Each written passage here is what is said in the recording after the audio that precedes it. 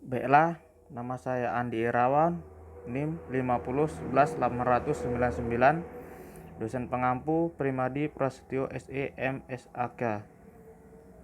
Yang pertama adalah sikap dan perilaku konsumen. Yang kedua adalah kelompok referensi. Sikap dan perilaku konsumen. Pengertian sikap konsumen. Sikap adalah perilaku yang menunjukkan apa yang disukai konsumen. Selain itu, sikap sebagai afeksi atau perasaan terhadap rangsangan. Dengan demikian, sikap dapat didefinisikan sebagai berikut. Sifat merupakan kategorisasi objek pada rangkaian suatu kesatuan evaluatif. Karakteristik yang membedakan sikap dari konsep adalah sifat evaluatif atau afektif. Sikap merupakan inti dari rasa suka atau tidak suka bagi seseorang, kelompok, situasi, objek, dan ide-ide tidak berwujud tertentu. Sikap konsumen adalah suatu mental dan saraf yang berkaitan dengan perasaan untuk menanggapi di organisasi melalui pengalaman dan memilih pengaruh yang mengarah dan atau dinamis terhadap perilaku. Sikap juga merupakan salah satu konsep yang paling penting digunakan pemasaran untuk memahami konsumen.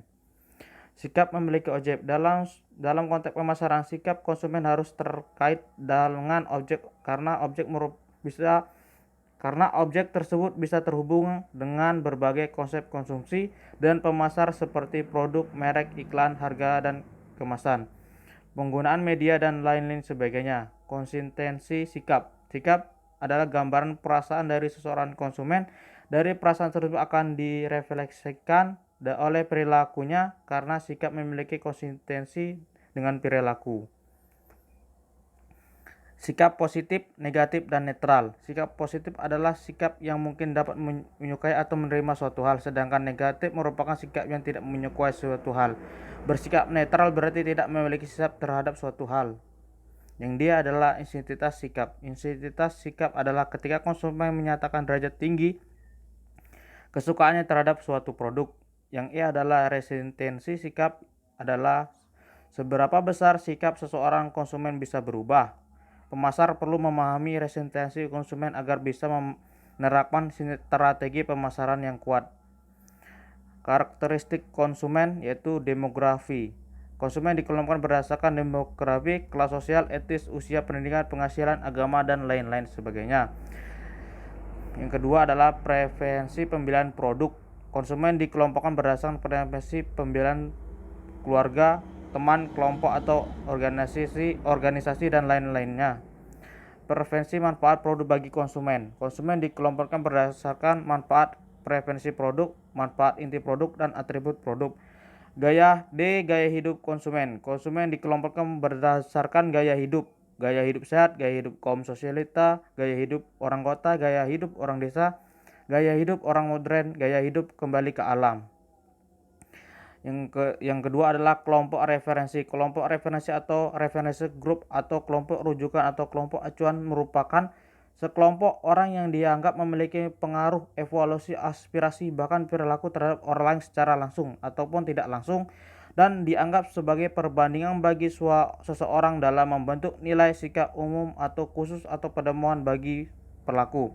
Kelompok referensi memberikan standar atau norma atau nilai yang dapat menjadi preferensi penentu mengenai bagaimana seorang berpikir atau berperilaku, dan kelompok ini berguna untuk referensi seseorang dalam pengambilan keputusan. Jenis-jenis kelompok referensi. Yang pertama adalah kelompok referensi normatif, yang kedua adalah kelompok referensi komparatif. Klasifikasi kelompok referensi berikut adalah klasifikasi kelompok referensi, yaitu menurut interaksi dan kedekatannya. Yang pertama adalah kelompok primer. Kelompok primer melibatkan seringnya interaksi langsung atau tatap muka, contohnya keluarga dan sanak saudara. Kelompok sekunder yaitu kelompok referensi sekunder tidak terlalu sering berinteraksi atau tatap muka, contohnya tetangga. Menurut legalitas keberadaannya, kelompok yang A adalah kelompok formal. Kelompok referensi formal memiliki struktur yang dirinci dengan jelas, contohnya kelompok kerja di kantor atau tim per divisi. Yang B adalah kelompok informal. Kelompok referensi informal tidak dirinci secara jelas, contohnya kelompok persahabatan, teman sekolah atau kuliah. Menurut status keanggotaannya atau pengaruhnya. A. Kelompok aspirasi atau aspirasional. Seorang bercita-cita untuk bergabung atau menandingi kelompok referensi aspirasi. Kelompok disosialisasi atau disosialatif. Seorang yang berupaya menghindari kelompok referensi disosialisasi. Kelompok membership adalah seseorang yang menjadi anggota formal dari suatu grup.